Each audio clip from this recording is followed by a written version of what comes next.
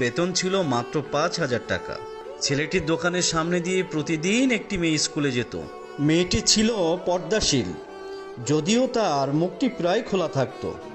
একদিন হঠাৎ ছেলেটির নজর পড়ল মেয়েটির দিকে।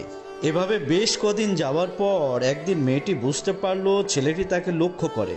মেয়েটিও বাঁকা চোখে ছেলেটিকে দেখতে শুরু করলো। ছেলেটি মেয়েটির চলাফেরা দেখে মুগ্ধ হয়ে আফসোস করতে লাগলো এবং মনে মনে বলতো, আমিও যদি পড়াশোনা করতে পারতাম তাহলে সাহস করে মেয়েটির সাথে কথা বলতে পারতাম। মেয়েটিও বুঝতে পারলো ছেলেটি তাকে ভীষণ পছন্দ করে।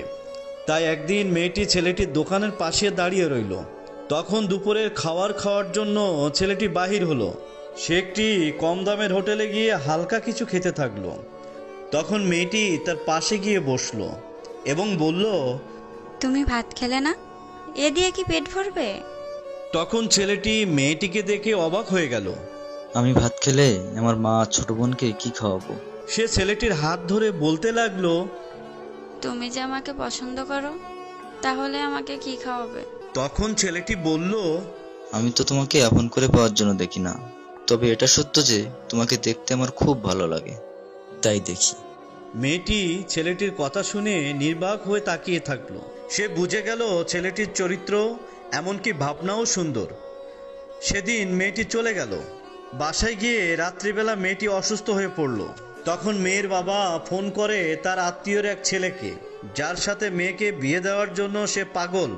কিন্তু মেয়েটি বাবার পছন্দের ছেলেকে বিয়ে করতে রাজি নয়, কারণ ছেলেটির টাকা থাকলে কি হবে, তার চরিত্র খারাপ, সে ছিল নারী লোভী। এদিকে মেয়েটির কোনো লোভ ছিল না। যা হোক, হবু জামাই আসার পর তাকে বলা হলো, বাবা, এখন কোথাও কিডনি মিলছে না, তুমি যদি একটা কিডনি আমার মেয়েকে দিতে।